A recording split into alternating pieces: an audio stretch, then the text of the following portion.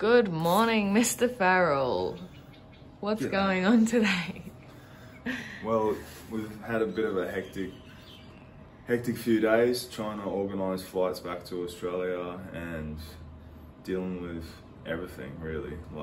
And to add on to that, I'm actually wrapping my hands now because I'm fighting tonight. I just took like a last minute fight and I broke my hand a while ago, so I have to really strap it up because the range of my hand is only, it's just to there, so I need to tape it up like that, otherwise I punch with this part and I'll break my hand again. But I just took it last minute because I wanted to have one more fight in Thailand, and I don't know, why not, you know? I haven't trained, but I don't care. Thais do it, so I know I can do it. But yeah, so we've got a lot going on, so I just thought I'd throw this in as well, just for something to do. But yeah, our biggest concern is getting Sage back at the moment, and he's like we've done a video on this before, he's like a longer process, but he's safe and we've raised money. I want to say thank you to everyone that's helped us, like support us to get Sage home. It just costs everyone who's bought a shirt and reached out to us to help get Sage back. It really means a lot. It means so much. Like, it's just so crazy what's going on right now, like how they can just there's like 40,000 Australians stuck overseas, and the flights are just so ridiculously, they're like $6,000 to $7,000 one way per person, plus quarantine, plus your COVID tests. It's just a crazy time in the world. And that's like even risking getting your flight bumped as well. So you might pay for your COVID test and everything, and your flights, and you might get cancelled. Yeah, so. But we've got some of our shit packed up here. We're ready to go.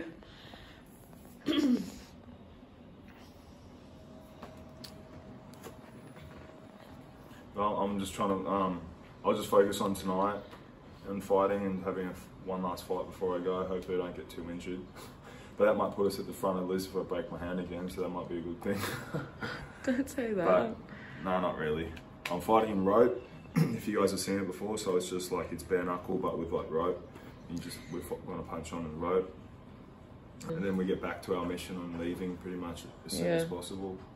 But that's what's going on with us. We've been off YouTube for a while, but we've been pretty busy, you know. Hello. Yeah, so this is our room. We've just started crate training Sage, so we just put the top part of his crate on there so he can get used to it and start to like it.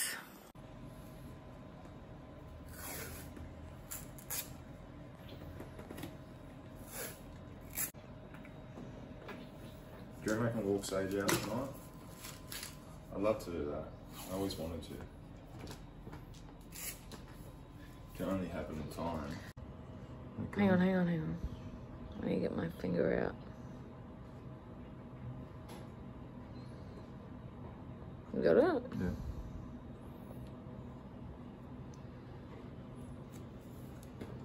In Thailand, like, there's no regulation on taping your hands. So you can do your hands however you want to make your hands strong before fights. But in Australia and all America, all Western countries, you can't use tape over your knuckles. You can only use cotton bandages. So it just must be because you can bomb your hands up. Like, this is pretty bombed up, but I've got a sore hand. But if you don't have a sore hand, you can bomb them up and make them like knuckle dusters, really damaging. And in Thailand, a lot of the time, it's like an old school thing. They have like 1 baht coins, like tiny little coins. So you put 1 baht, 1 baht, 1 baht over your first 3 knuckles and then tape over it. That's like the old Thai thing. I've seen it happen, but it's not too common. It's pretty old school. But you still bomb your hands up pretty big. But in Australia and Western countries, you're not allowed to do that. It's illegal. But I do it to protect my hand, you know. And a lot of hands get broken because no tape's allowed on the knuckles. So I think tape's really good on the knuckles. It protects your hands. That's how I broke my hands. I didn't have tape on my knuckles. So, but yeah, that's just a little trick. Yeah, you know something's coming.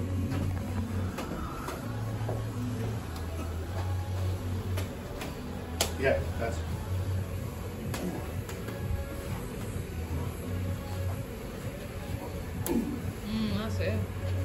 Good. Yeah. Boom. Straight right. Boom. Yeah. Match him straight for straight. Yeah, and follow Rocky. Yeah. Match him straight. Yeah. Good punch. Good punch. Oh, follow. Yeah, perfect. That's all you need to do. Yeah. Nice and simple. If you start bridging in, just fucking hit the leg, kick the leg. I feel like I can like counter right handed to then. Yeah, too. Every time. Like outside and come forward counter. Yeah. Yeah.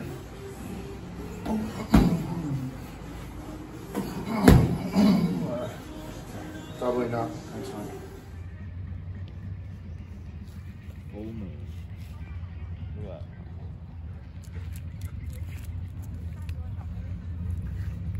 Bloody beautiful, isn't it? Bloody beautiful. My hair, bro. So we spent all day looking for a rope. Oh my god.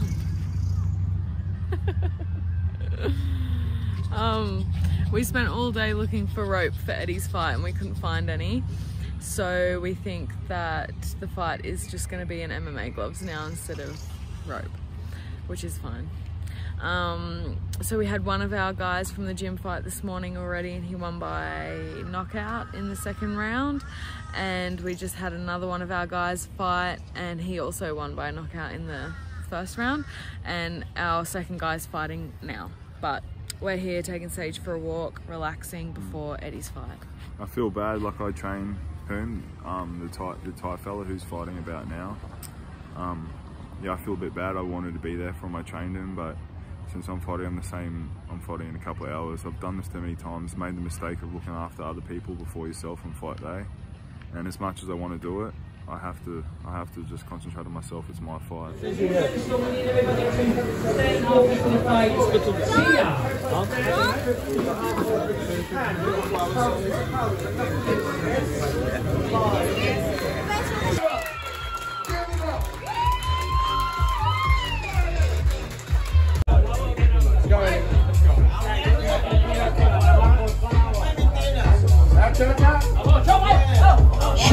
Hey guys, so last night Eddie had a fight. We can't show any footage of it yet. It'll be released later next week. But yeah, it's like a part of a game show. There's a guy here that's doing some pretty exciting things to try and keep Muay Thai and fighters fighting while like there's no shows going on, which is really cool. John Nutt's his name. He's been in Thailand for like 17 years. He's usually a MMA promoter in Bangkok, but now he's like reaching out to do just crazy different things, and it's pretty cool, you know. Like my fight yesterday was like, it was meant to be in like a rope fight with your fingers out, but it was just at a bar. Like I fought this Russian guy just in a bar with the people around, and if you go to the edge, they push you back in, so it was pretty ghetto.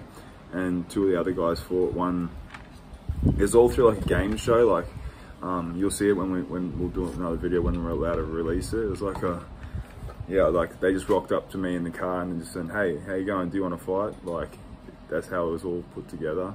But yeah, so the guys fought in like a go-go bar, like a lady bar. Where was the other fights? Another one of the guys just fought in the car park, like with all these motorbikes around us. And then it's pretty sick. Yeah, and then another guy fought in an MMA cage, and yeah, it was pretty cool. Yeah, it was just awesome to like see the guys from the gym have another fight, because everyone's been training really hard, but like Bangkok went into lockdown again not that long ago, and fights like never restarted in Phuket. Fights have been off locally for like since the start of COVID, so over a year there has been no, not over a year, it would have been since COVID, so it's nearly been a year, and local fights have stopped because tourism stopped, and what funds the local ticket sales is people. Yeah. So it was just Bangkok shows for a while, and then that got put into a lockdown, so nothing's on again, nothing's happening.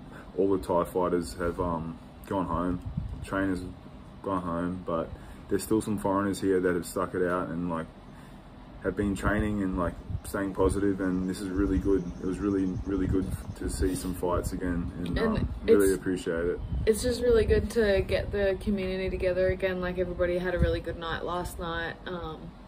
The whole day yesterday, everyone was just cheering the fighters on, and yeah, it was just good atmosphere again. Yeah. So yeah, we'll release that later next week when we can. Yeah, so you might have seen some of our posts about trying to get back to Australia. Yeah, it's been a little bit hard. Like, they've only got 20 seats available every week, and you only get a couple of days notice before you fly if you've been accepted onto that flight.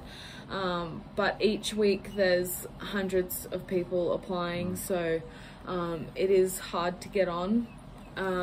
It's really hard, and like we've been stressing about like getting back, and like the flight situation, and our situation sucks, you know, but there are people in worse situations. People been sleeping in the airports for literally for weeks. Like, there's so many bad cases going on around the world, like hardship cases with other people's situations. That's what we're trying not to. We were getting a bit focused on ourselves, but then we realized there's other people doing it tougher and stuff. So you can apply to be priority, and we decided not to apply to be priority because we're bringing our dog back home, and like the government said that we should use that money to pay for our own and leave our dog here, but that's just not what we're about. Like, it is really hard to look at every single individual case of every Australian stuck overseas.